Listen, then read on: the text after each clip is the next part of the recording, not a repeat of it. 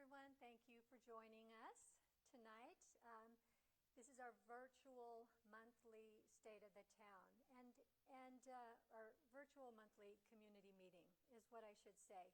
And with our community meetings, basically it's a report out to the community on disaster recovery efforts and our progress and what we're doing. Tonight we called this a State of the Town Part 1.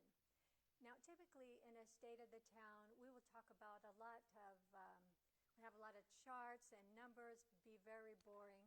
Tonight, I think you're going to like our structure. We're going to have a report out from some of the other agencies in town. We're going to have PID, Parks and Rec, Monica from the Chamber of Commerce. We're going to have Tim from Adventist Health talk about many things in our community as far as our medical needs are, and we also have a report out from the school district.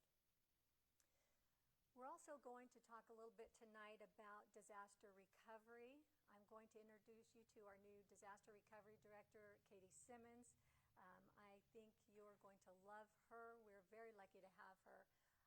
She is going to be able to give you an update on our disaster recovery projects and also talk about a plan that we're working on to give you more up-to-date information and more current information.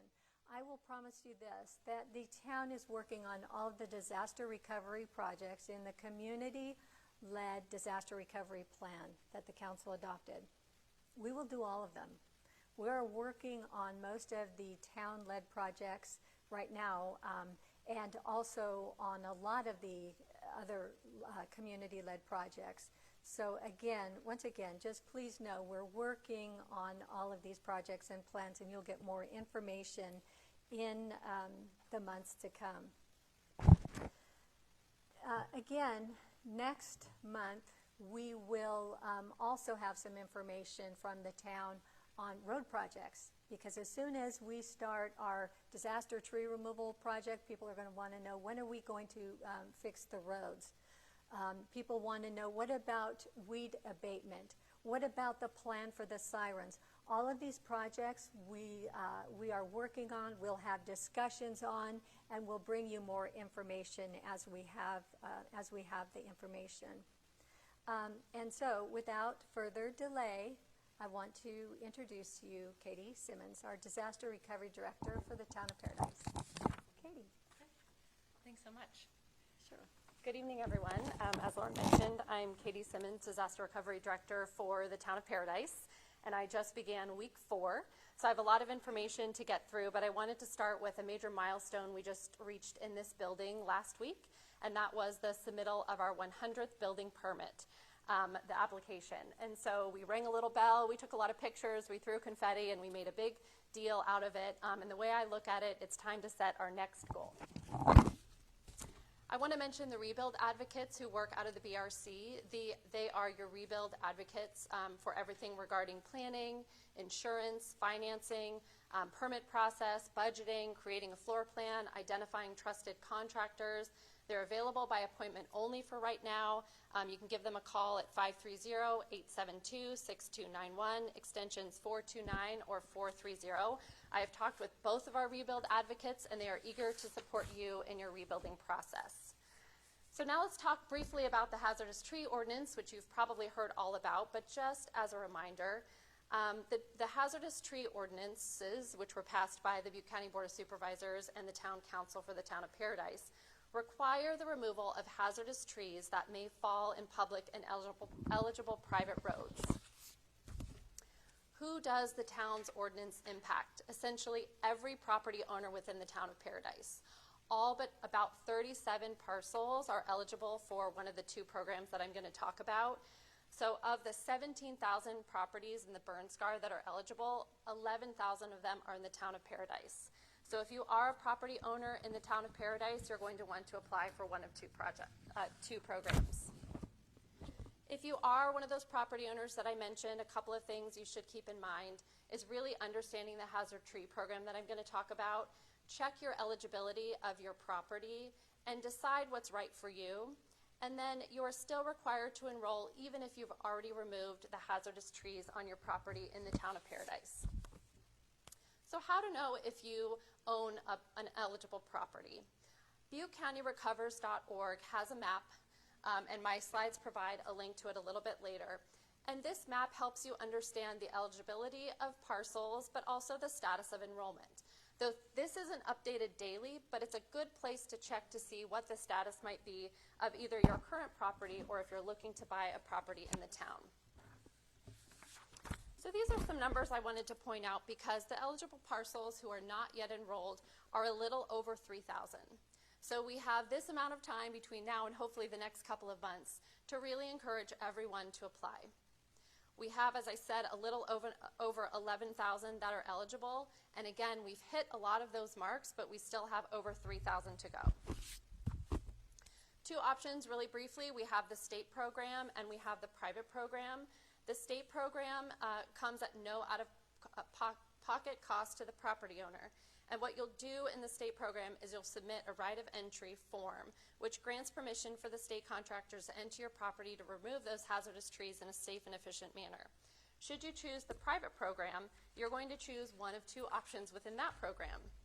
One is town certification, and this requires the submission of an inspection access form where your property can be certified by the town's contractor. If you should choose to certify yourself, you will want to contract with a registered forester or a certified arborist to complete that certification yourself. What's next for the state program in the next couple of months? Now we're encouraging everybody to submit those ROE forms if they're enrolling in the state program. In June, field management and administrative contractors will be selected by the state. In June, tree assessment begins. In July, tree felling begins. And we're estimating about 9 months for that project to occur. What's next for the private program? Should you choose to enroll in that? We are looking for the submission of those inspection access forms, as I mentioned. The town is in the process of selecting a firm to provide the arborist certification, and then we're estimating, again, a 9-month project. If you're buying or selling in Paradise, the process is similar to what I mentioned for property owners. You want to be aware of the options. You want to ensure the buyers and sellers, should you be a real estate agent, are aware of the requirements. You want to check property eligibility on the map. And you also want to understand the affidavit of property transfer, which I include an example of on the next slide. It's a very basic form, but this is required if you're in the process of a property transfer. If I leave you with anything, it's to please keep your tree removal receipts. And where to find the experts, I have some information on the ROE Processing Center. They are still assisting the public over the phone and email, and this information is included in my slides. Next slide. We're coming close to fire season, so we want to make sure that all property owners understand that weed abatement and brush clearing are their responsibility. You can find businesses with active Paradise business licenses on townofparadise.com. As Lauren mentioned, we are developing a recovery project dashboard, and this is going to be inclusive of all of the projects in the long-term recovery plan, and it will allow the public and the town of Paradise and all of the partnering agencies to understand where we are at any given moment on the many projects we have on our horizon. A lot of the projects are grant contingent, or they're contingent upon the projects before being accomplished, and we want to make sure everybody understands where we are in our recovery, so that project dashboard is coming soon. I want to close by sharing my email address, ksimmons@townofparadise.com, and if you have any questions following this presentation for the town specifically regarding recovery, you can reach us at recovery@townofparadise.com. Thank you.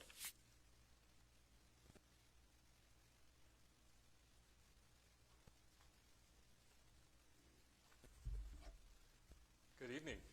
My name is Tim Williams. I'm the executive lead for Adventist Health in Butte County. Adventist Health has been very proud to be part of this community, serving Butte County and the Ridge for the last 70 years. In fact, so we were very proud to be one of the first businesses to reopen back in Paradise to show our commitment not only to the community, to our patients, and to the greater area for our commitment to serve and support the healthcare needs here locally that we all have. I want to give a few brief updates today just to let you know what's happening as it relates to healthcare services. The first one being our campfire recovery efforts. We have healthcare services available here on the Ridge. We have our large Feather River Health Center that's 5125 Skyway. This houses primary care facilities to include family practice, internal medicine, pediatrics, women's health. It also includes a variety of specialties to include behavior health, psychiatry, and many other services that we provide here locally in the community. That's important to us because, again, we feel the need to continue caring for our community and our patients here.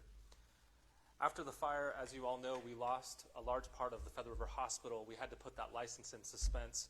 And recognizing that we didn't have emergency services here on the Ridge, we worked closely with Butte County EMS, where we were able to establish a base station in Paradise off of Billy Road recently.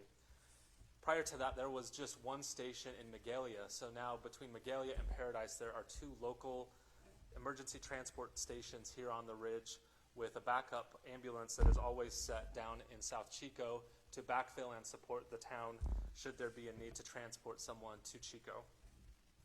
We also recently, in March, opened our rapid care services. This is another opportunity for us to provide care in lieu of a freestanding ED 7 days a week. So we have enhanced that service line. There's no appointment needed. We accept all patients of all insurance type, regardless of their ability to pay. And that's a service that you can walk in and be seen for whatever immediate or urgent type medical needs that you may have. Many of you have been following and tracking the freestanding emergency care Senate bill that was passed late last year. That went through the California State Legislature and signed by Governor Newsom with no opposition. We continue that work, and our focus right now is understanding a feasibility study for all the work that's intensively required to restore services to that building at the Pence Road location. As you can imagine, we sustained multiple losses and damage through the fire, and so there's a little bit of a time process that we have to work through to understand not only the rebuilding efforts, but also the impacts to us as a hospital and an organization. But our commitment, again, is to continuing to provide for the care needs here in the community. The next area I want to touch on is the COVID-19 response. We all have been impacted to some degree by the challenges that sheltering in place has presented to us as it relates to the coronavirus. But Adventist Health's commitment has been to continue providing patient care in the midst of the crisis. One of the ways that we've been doing that is through video and phone visits. We've been able to continue serving our patients remotely, where they're able to be seen via a smartphone, via video, where they have access simply to a telephone, whatever we can do to continue providing their care. We do continue to see patients in person in our healthcare facilities for those that have needs that require a face-to-face visit. Again, I mentioned our Rapid Care Clinic earlier, but this is another great resource for patients, regardless of if they live in Chico, Magalia, Paradise, to come and receive care immediately 7 days a week. We're also looking to continue expanding hours for evenings as well as weekends that we just recently opened. Our outpatient pharmacy is also available for drive-through access at this time. We plan to reopen that for patients who have scheduled appointments in our healthcare facilities, but this is another avenue to access your pharmacy and medication refill needs. One other piece of news I want to share is through the Feather River Health Foundation as well as North Valley Community Foundation. We have received grant funding to enhance our COVID coronavirus testing. So we have funding that will enable us to do testing with analyzer devices in all of our primary care and our rapid care clinics. So that's a great step forward as we continue to look at how do we combat the new reality and the normal that we all live with as patients in this environment. Finally, some general health care updates that I'd like to share with you about how we're growing services. In our Feather River Health Center and our other locations where we have dental services, we have reopened services to our Denti-Cal patient population starting June 1st. So yesterday, Monday, was our first day back open. We will continue to provide preventative care for our dental patients in that environment. We've also expanded our virtual health and our telehealth platforms, so we have more ability to see patients regardless of where they may be located, and also connecting them with difficult specialists in other areas that can provide for their care needs. If you've driven by the Skyway anytime recently, you've noticed a large project that's been happening the last several weeks. We've been working towards energy independence on a solar project to provide for not only power while we're operational, but when we have a PSPS event for PG&E, whether there's a power failure or a planned outage, that we can continue maintaining our healthcare operations regardless of our ability to get power from the grid. So our solar project not only gives us energy independence, it also comes with a battery backup and a diesel generator backup system as redundancies, so we're not impacted by some of the power failures that we were last year. Finally, our plans to continue expanding our rapid care clinic for evening access to provide residents locally with some form of health care delivery, regardless of your ability to be seen in the regular business hours, so the evening access would provide that expanded hours for aftercare for you as well. If you have questions specifically about healthcare or ways that Adventist Health is working to continue growing and meeting your healthcare needs, please contact our administrative office at 876-2509. Thank you.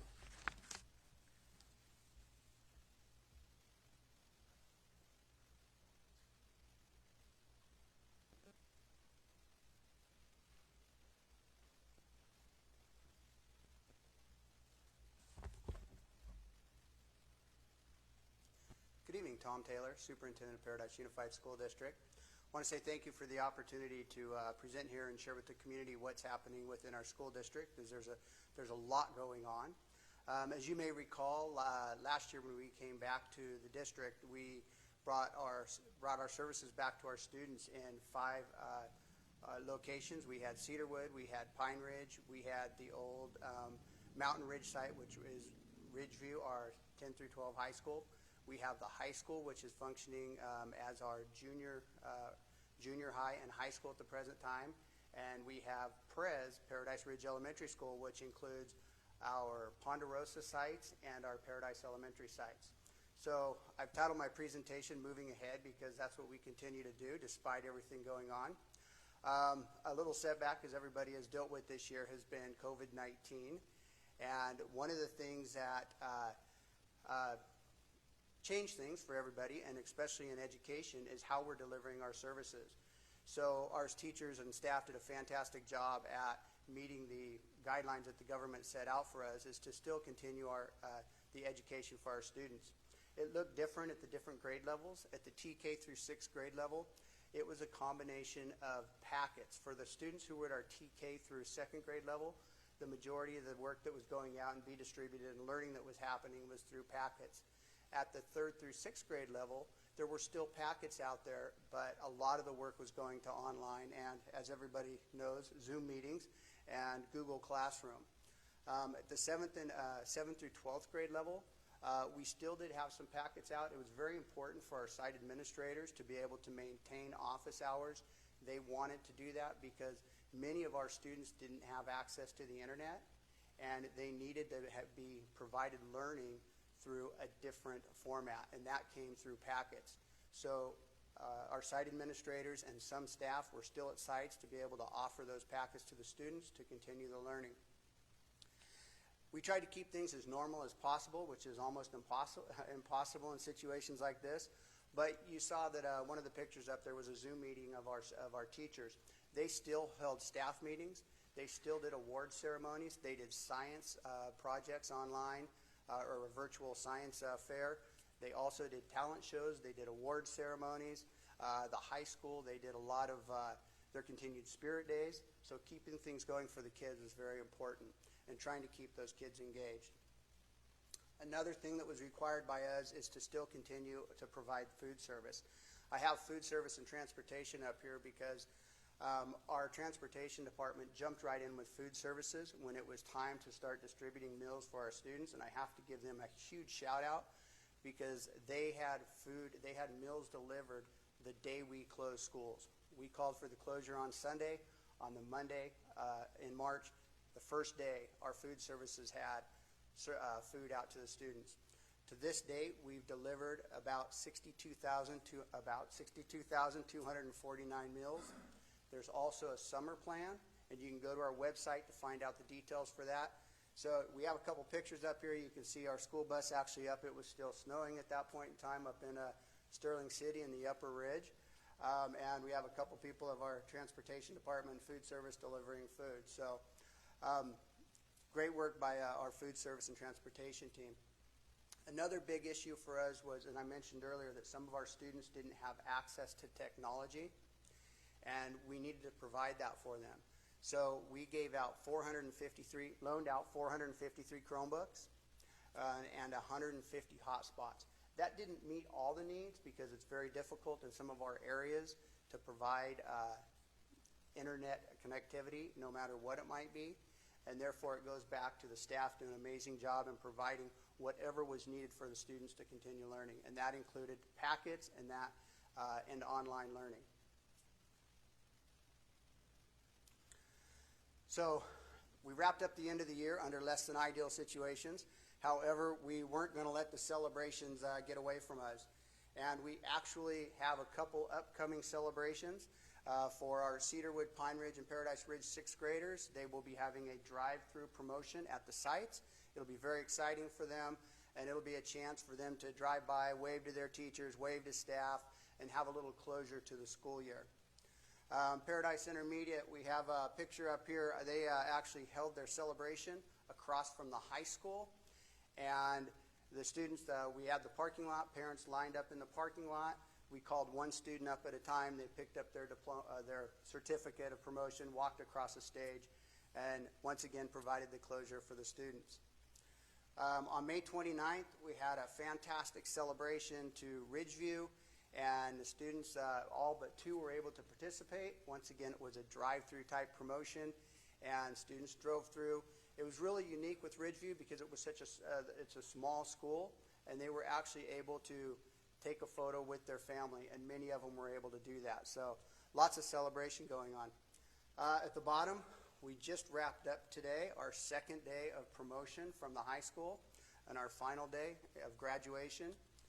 We had about 127 seniors participate in total, and what it looked like is every hour 10 students would sign up, and they would come down to the stadium, and we would go through a graduation process. We found out that from listening to our students and our families, there were some really important things for them to continue on as tradition. One of them was to watch some of their friends graduate. Another was to have their families watch them graduate. A third was to walk across the stage at Omray Field. And if you've been to a graduation, the students come from separate sides, and they get a little opportunity for them to celebrate with another friend. It looked different this year because they were about 12, 15 feet apart, but they did their dance. They blew off the little graffiti thing or confetti things and had a great time. So lots to celebrate still. Reopening schools. You're looking for an answer. I wish I had the answer for you. What I can tell you is we're in the process of working with a lot of different agencies and moving forward with the reopening of schools. We've been meeting with Butte County Office of Education, the Butte County Department of Health, and of course California Department of Education and many other organizations, and trying to figure out what school is going to look like next year. We are expecting and hoping that we can get some additional guidelines so that we can move forward with this. There is an effort within our county to have some consistencies across schools, so we're moving forward as a team. One of the things, and we've sent out some surveys to families, and we've sent out surveys to staff, and we've shared some of what next year might look like. And we know that it's going to be, we hope that it's not distance learning next year to begin with. There's nothing that can replace a teacher in the classroom with kids. So we're looking to provide something else, but once again, we're going to be providing what we're able to provide with the guidelines. The other could be a blended learning model, and that might be students attend school Monday and Wednesday, and then another group Tuesday, Thursday. There's multiple versions of that. It could be half days, it could be many different things, but some type of in-person learning and some type of online learning is what we're talking about when we're speaking of a blended model. What we're hoping and what I'm hearing from parents, as a matter of fact, the last 2 days, Mr. Irvin, the principal at the high school, has been asking parents who wants to be a teacher now after going through of all the instruction that they've been doing at home. And we're not getting a lot of takers. But we're hoping to go back to the traditional learning model, which is face-to-face instruction, students back at the schools. That is the favorable thing that the surveys are showing from parents, and that's the favorable thing from what teachers are saying. So there's lots of work ahead of us. We need to focus on making up for lost learning. We had to deal with the campfire. We know that. Now we're dealing with COVID-19. So were we ready? Probably more prepared than other schools when COVID-19 came, yes. But we were still making up for the fire. So we're going to really have to focus on highly effective instructional practices. Our leadership team's really refining and focusing on what those standards, the specific standards, most important standards are, and going after those. So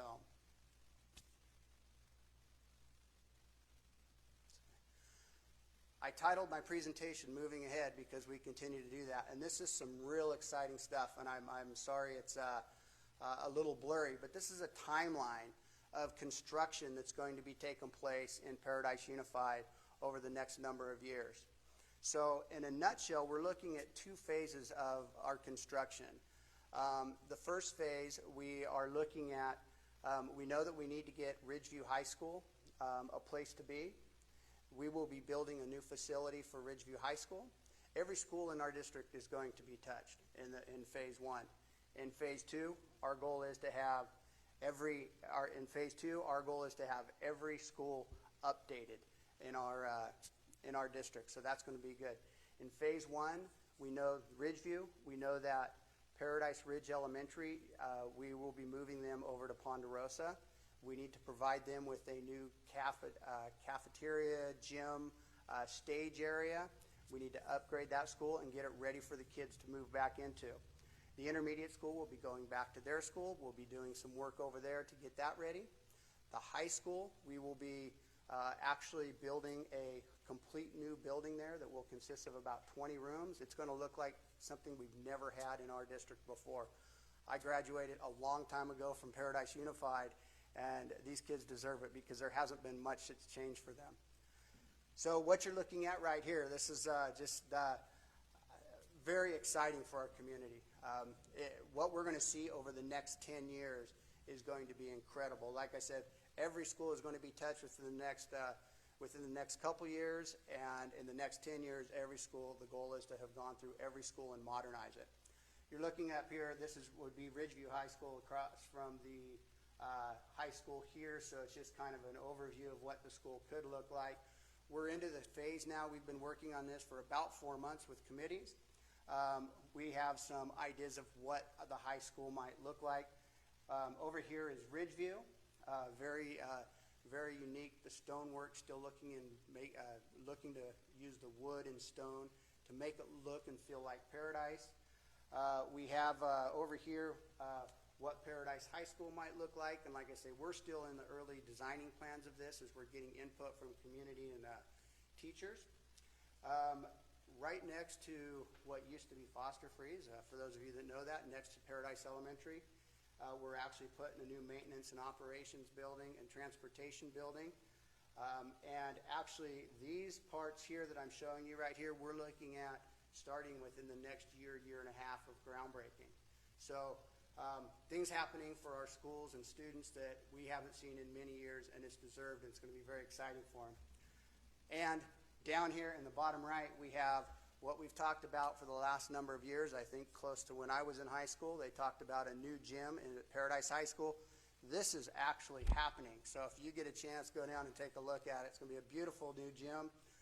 Along with that, there's going to be new tennis courts. They've already redone the softball field. They've redone the baseball field. So lots of stuff happening throughout the district. When we look at the financing of it, we have about 23 construction projects going right now to give you an idea of what's happening.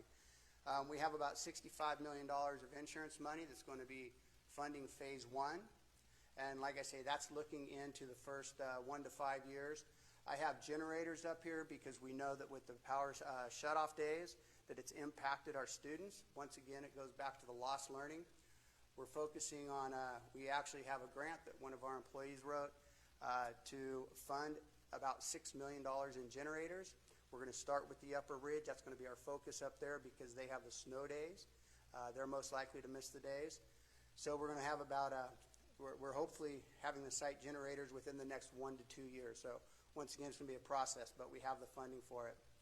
The long term, 5 to 10 years, I've mentioned all sites are updated, and we all remember just prior to the fire that a bond was passed for Paradise Unified School District in the amount of $60 million. We know that that bond is not worth that at this point in time, but it will be once our community comes back, and it will.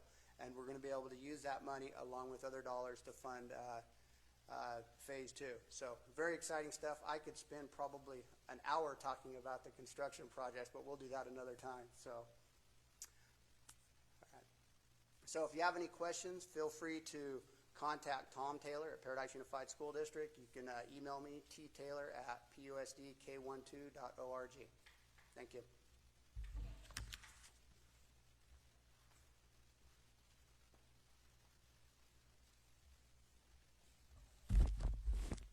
Good evening. I'm Dan Efsep. I'm the District Manager for Paradise Recreation and Park District.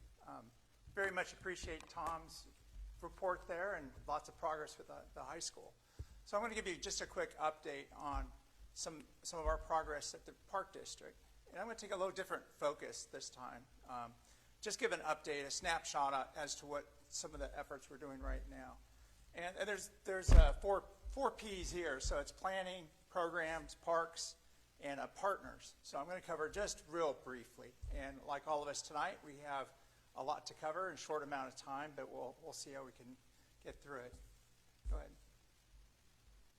One thing I wanted to point out is how important investments in our parks and recreation are for our community. We view it as kind of like the long-term ability for our community to thrive. And so our investments are really important. One new addition to our portfolio is Paradise Lake.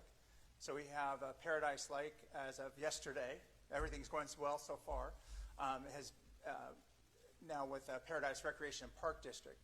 People have been asking about permits. We will be able to sell annual passes next week. So we're looking forward to kicking off a bunch of activities there, including a virtual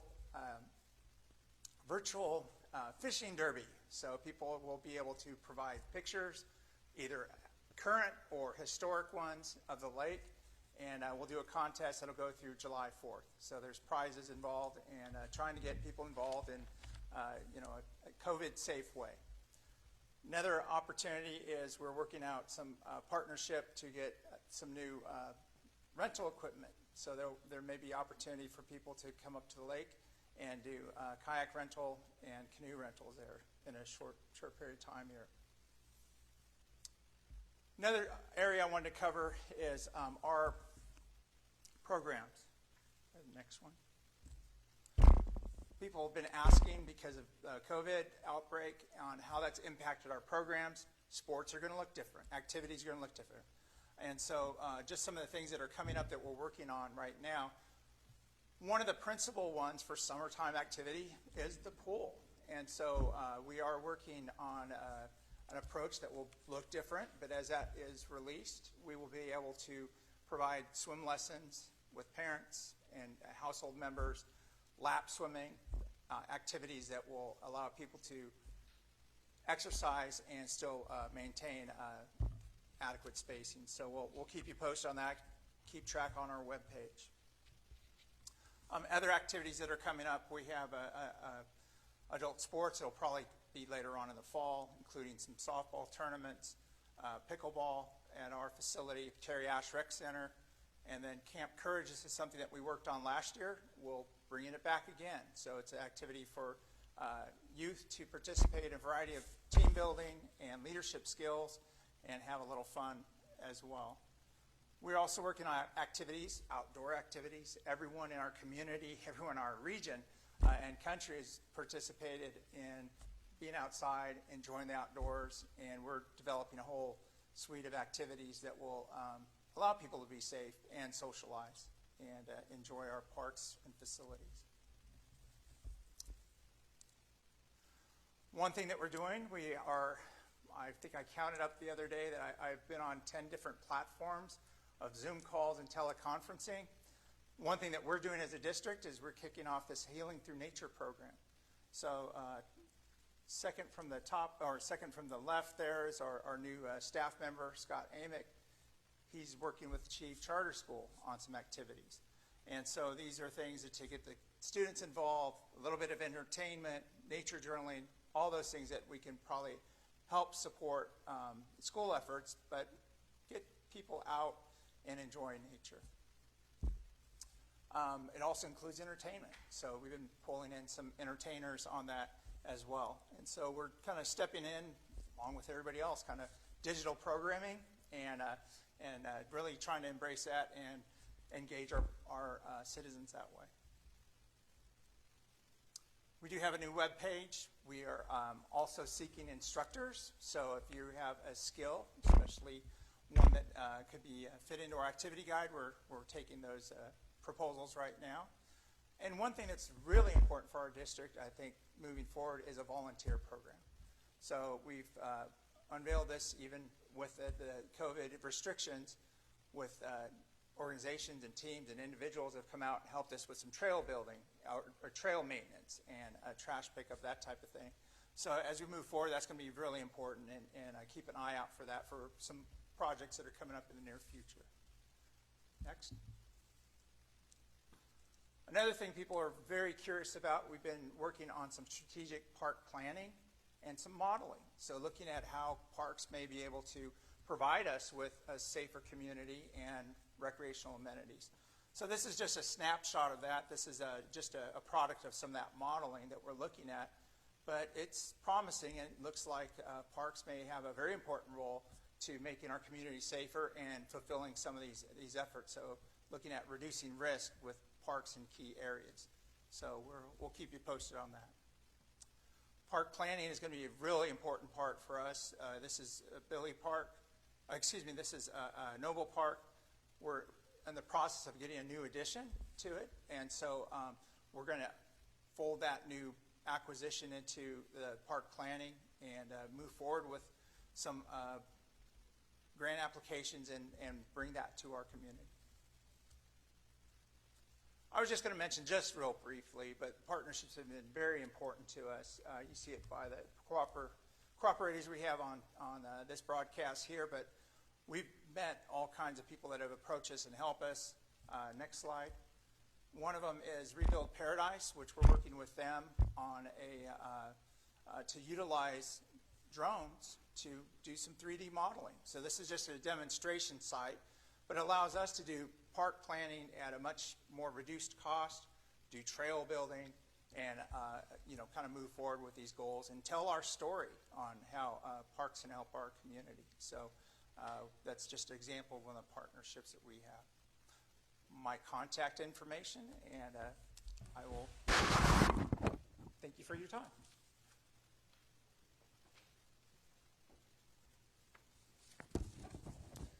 Good evening. My name is Kevin Phillips. I'm the district manager of Paradise Irrigation District, and I'm going to give a brief update on the recovery of where we've been and where we're going. Two of the slogans I'm going to focus on are two of the slogans that we use at PID, which is quality water, quality service, and our water, our future. Both of those slogans will come into to effect based on how we've recovered the water system and how you as a customer should feel about the water coming back up to Paradise. We've worked extremely hard on getting all of the standing structures cleared from the water quality advisory. We worked tirelessly to test every single one of the standing structures for VOC contamination. Each one of those structures has come out that 26 of the 1,500 standing structures actually had contaminations over the MCL. We went through and replaced the service line for those standing structures and cleared them based on that they had brand new infrastructure. All other standing structures have been cleared through the testing process and should have received a letter. If you have not received a letter and you do have a standing structure, please call the office so that we can get out there immediately to clear you. New homes. Anybody in Paradise that comes up to rebuild a home, we are pulling a brand new service line for that individual. So there should be ultimate confidence in the water when you come up that you're going to have brand new service line, meter, and backflow assembly to service your new structure so that there is no concern over water quality. For individuals that are living on their property, we have not been able to get out and to replace your service line. So those individuals are still under the water quality advisory, which is the do not drink and do not bathe with that water. The one difference that we did put into our new water quality advisory that the board approved 2 weeks ago is that to look for an independent water quality technician to come out and to give you advice on how you might be able to use that water for drinking and for bathing. Interim water. There's a lot of individuals out there that are looking for water on their property. We are working tirelessly at this time to try to get water out to those individuals, but we've run into some areas of town that have problems. We have cleared almost 98% of all of the main lines, but we're now down to the dead-end main lines of small diameter dead ends. Those have created problems for us because there's damage due to debris removal, and those are going to take a little bit more time to get water into those. So please be patient with us. We are working through those issues, but we also know that there's a lot out there that have purchased an interim water device and it has not been installed. The next 3 weeks we are going to put a crews out through the weekends to try to get those interim water devices out and to be installed for those individuals. We have a meter service replacement project that we are working through, that we're going to go out and replace all meters at the beginning of 2021 with a brass meter and a concrete box that is much more resilient to a disaster like this and will actually help mitigate against any type of VOC contamination into the future. So, with all of that, I want to say that we have quality that you can trust.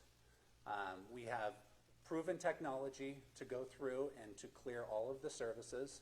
We've been extremely transparent through our website, that you can go on our website and see all of the testing that has been done into the distribution system, and we've personalized it. There was 26 individuals that had VOCs over the MCL. Those were the individuals that we did this for. We wanted to make sure everybody that was in Paradise had the utmost trust in their water system. Our customer service has been working tirelessly to answer questions, to get out there to help individuals, and to support the rebuild. We've replaced over 525 service lines to new construction. We have tried to keep up, and we have not missed the beat on anybody that is coming up to rebuild a house, that they have clean, potable water before their C of O has been issued. So it's proven, it's transparent, and it's personalized. The other thing that we are working on is to make sure that your water is your water through the future. We are working with multiple agencies, through FEMA, through the legislator, to make sure that the dollars that are your dollars through those programs are brought back here to Paradise to sustain the district, to make sure that you guys have control over it, and that you guys will have a water system that you can trust and control into the future. If you have any questions, please contact the district office at 877-4971. You can also email me at kphillips@paradiseirrigationdistrict.com. We give monthly updates also at our board meetings, which are every third Wednesday of the month, that are live streamed through our Facebook page at Paradise Irrigation on Facebook. Thank you.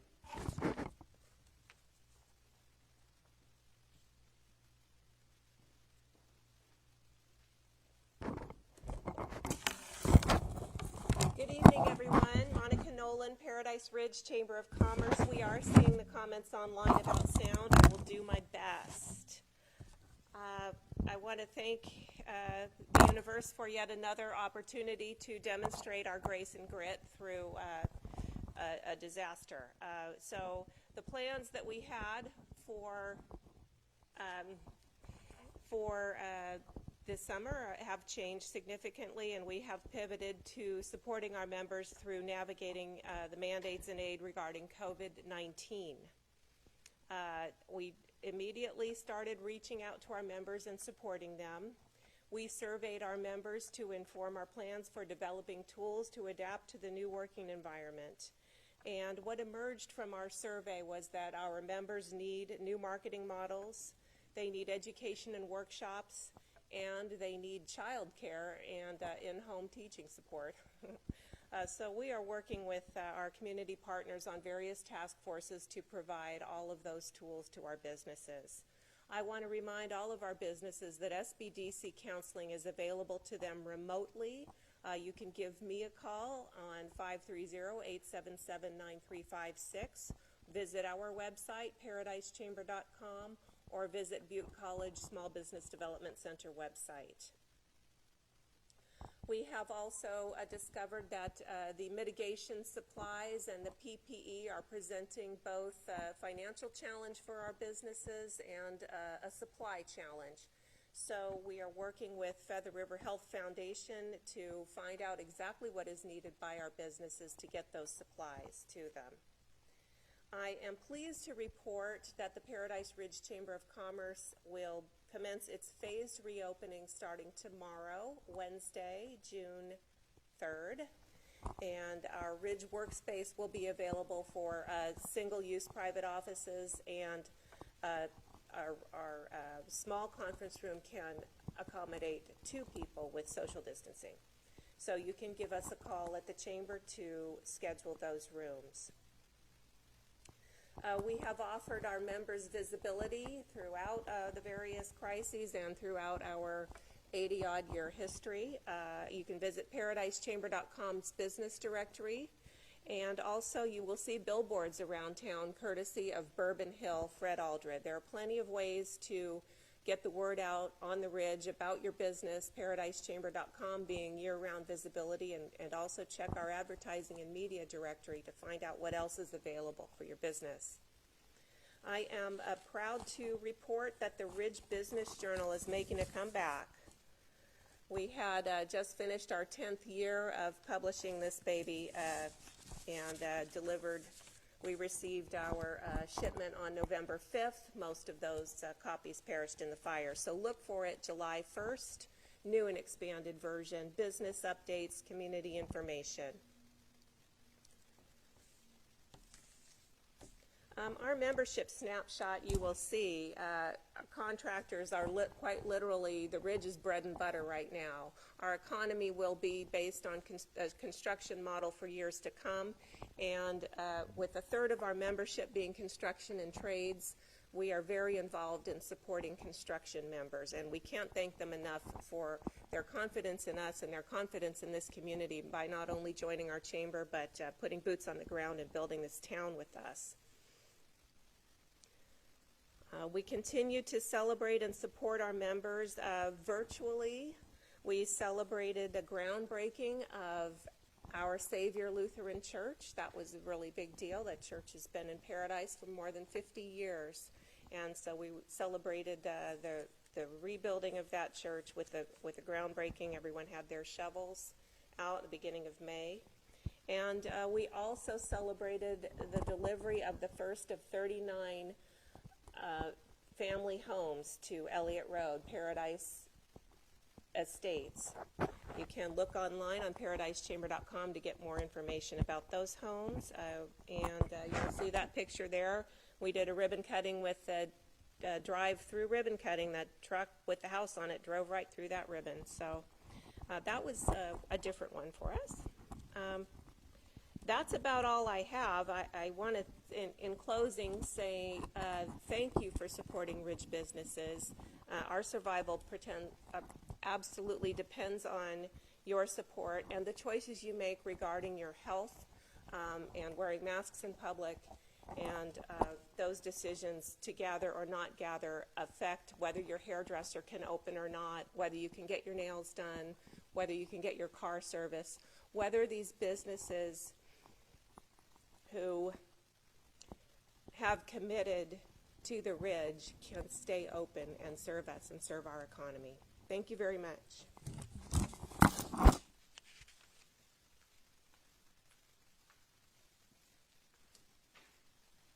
That concludes our report out to the community tonight.